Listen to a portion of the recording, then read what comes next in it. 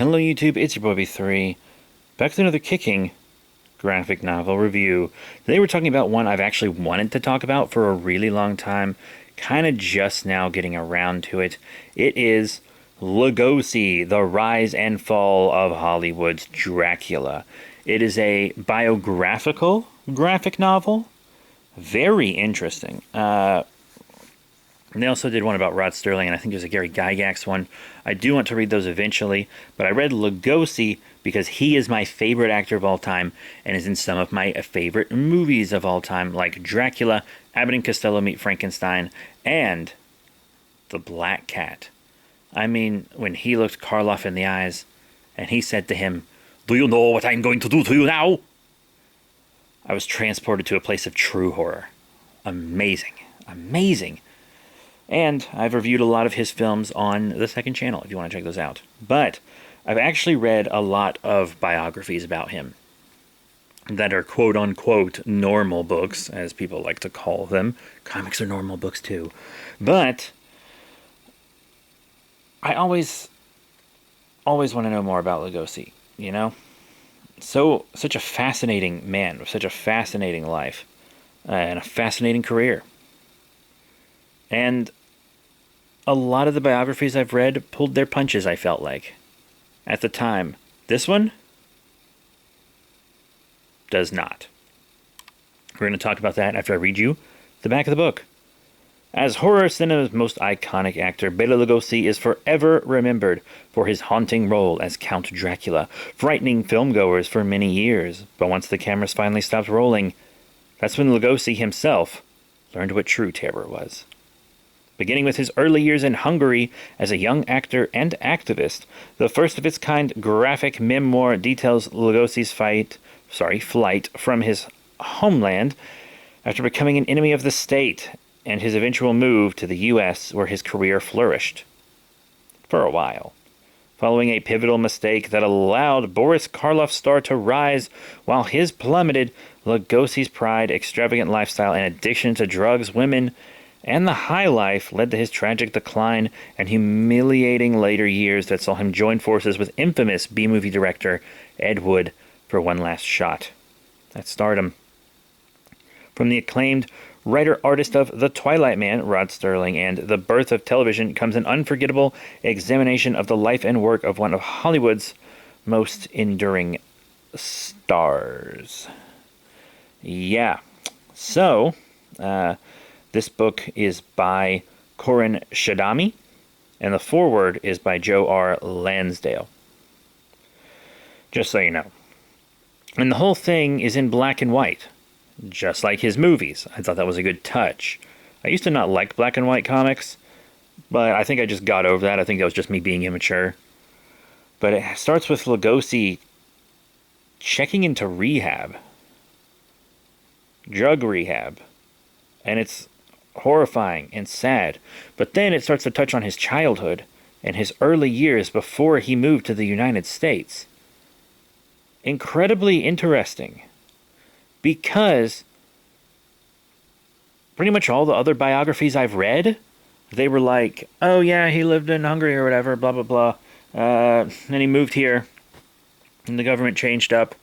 Like, they don't want to talk about his early life. I don't know if it's like them thinking nothing was important until he was in America, or if they just kind of don't want to acknowledge some things from then.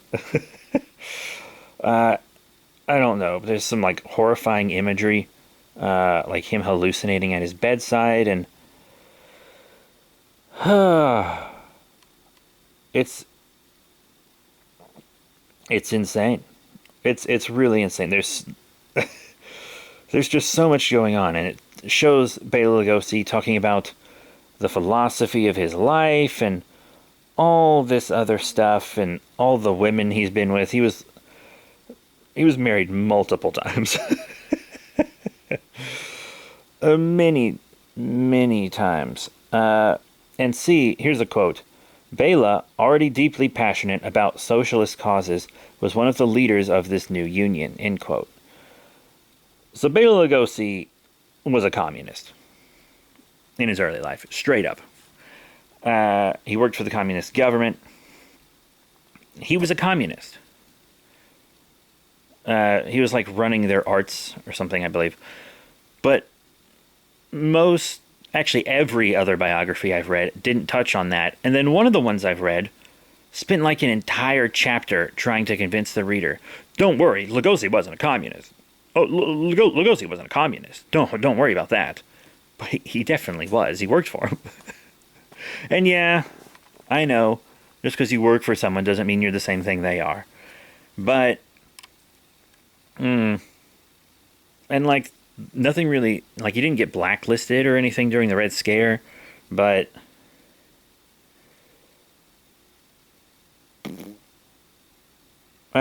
I mean, he had to flee when the Hungarian Soviet Republic was overthrown. If he wasn't a communist, why did he have to flee? You know, he did. He fled. But don't worry. We're getting to Dracula soon. He played Dracula on the stage a bunch before he played it in the movie. They actually didn't want him for the movie.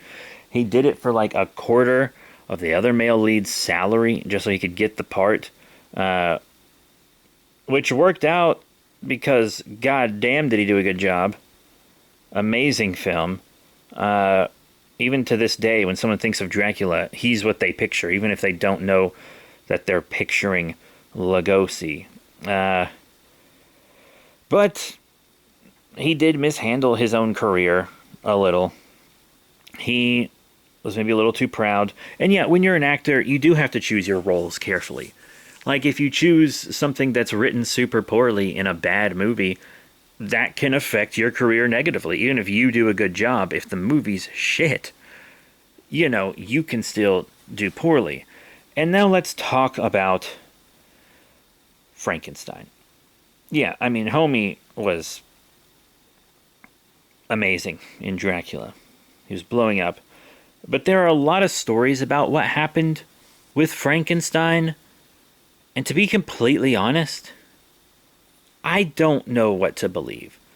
Some say that he thought he was ugly in the makeup, and he didn't want that. He wanted people to be able to like recognize his face and stuff, which also makes sense for an actor. Your face is, you know, your moneymaker. For a lot of actors, it wasn't for like Haruo Nakajima or anything, but for most actors, you need to be able to be recognized, you know?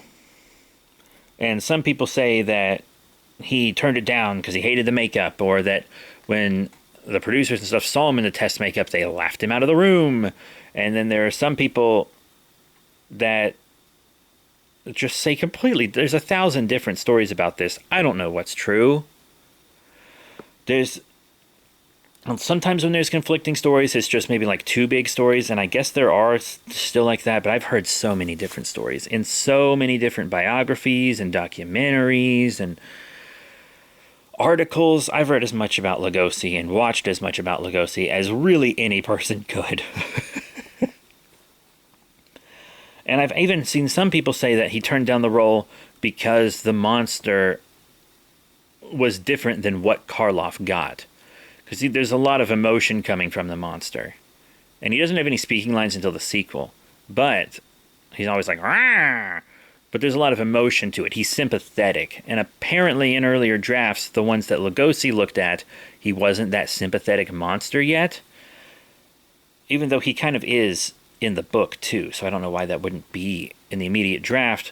That being said, I've seen many Frankenstein films where the monster or monsters weren't sympathetic beings. They were just monsters that were evil and wanted to kill. There have been many Frankenstein films like that, and many Frankenstein depictions like that, though I still think sympathetic monster is the best. That is kind of rooted in the whole themes of the story, but it's all good. So, what really happened with the Frankenstein casting,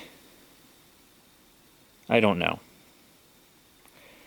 And I do want to point out real quick that there are some panels that appear to be traced over actual images from films that Lugosi and Karloff were in. that doesn't bother me. They're trying to get a specific effect. Most of it is original art. Okay, let's continue. So, Lugosi was typecast after Dracula. I read one biography that claimed that he really only played 5 roles in his life. Let me see if I can remember what they are. The Foreigner, the Monster, the Mad Scientist, the Gangster, and the Murderer? Off the top of my head, that's what I think it was. And I guess that's true. You got Murders of Edgar Allan Poe. But there are a lot of films. Island of Lost Souls. You had him play Shandu the Magician. You got Night of Terror, The Mysterious Mr. Wong, which was Yellowface. I'll say it. Boris Karloff did Yellowface too. A lot of people did. It was the time. It's bad. It was bad then. It's bad now. I'm just acknowledging it, okay? I heard he was pretty good in Gift of Gab, but I haven't seen that one yet. Island of Lost Souls will hopefully be one of my next reviews on the second channel, by the way. I got the Criterion Collection back in November. Criterion sale and stuff. He was in White Zombie. Got married again. A lot happened with Lugosi.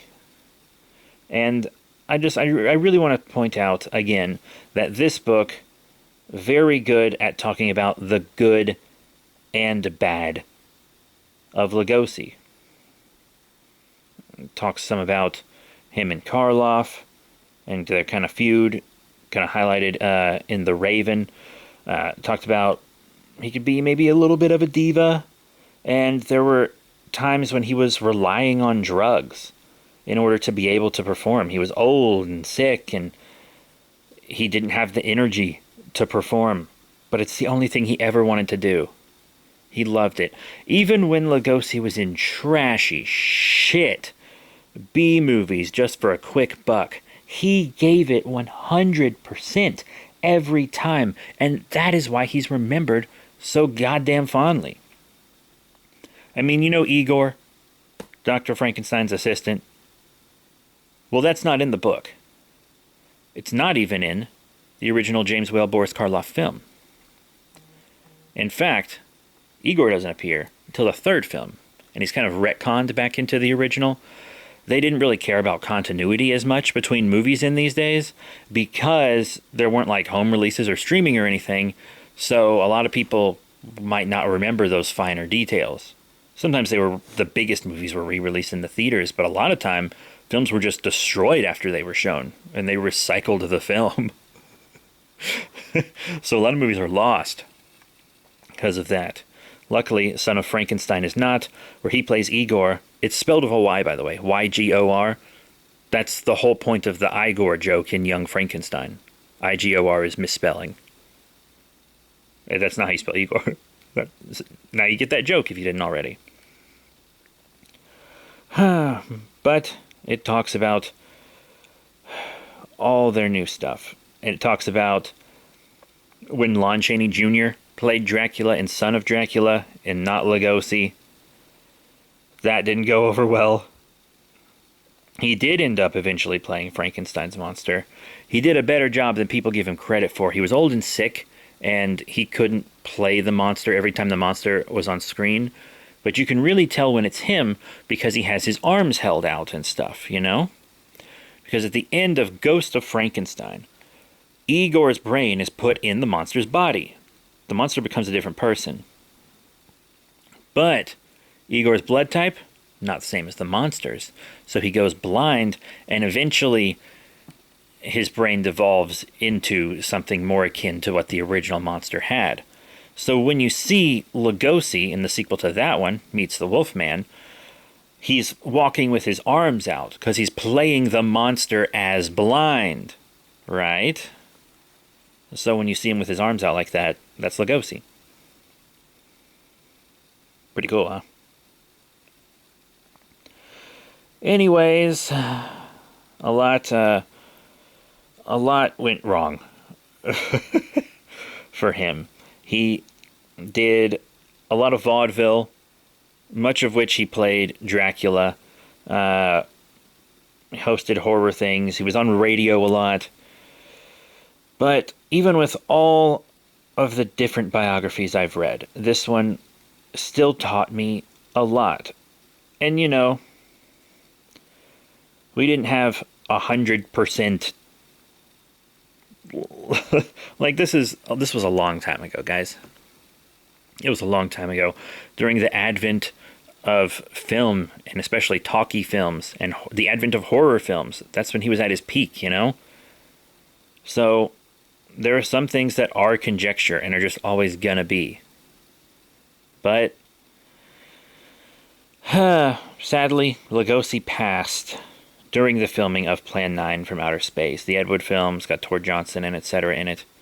And Ed Wood's friend had to stand in for Lugosi for a while after, which is why his face is always covered and stuff.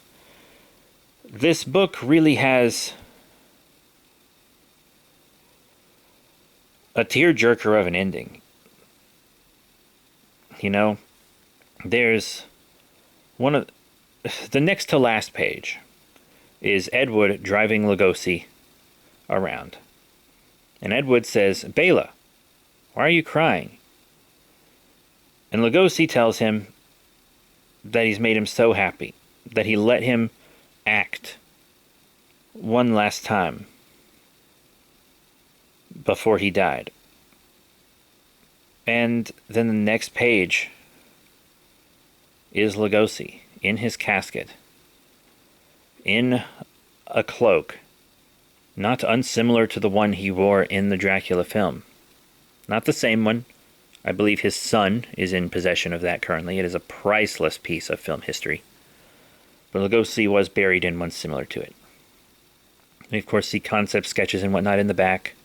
There's a bibliography for the research, a lot of which is media that I have consumed once I looked through it.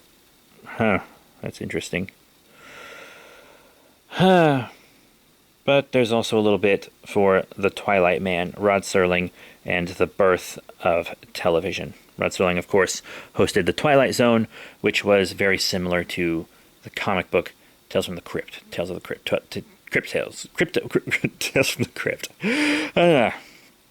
But if you're a horror buff, a film buff, or just a lover of good true stories, Lugosi, The Rise and Fall of Hollywood's Dracula, is an incredibly well done biographical graphic novel.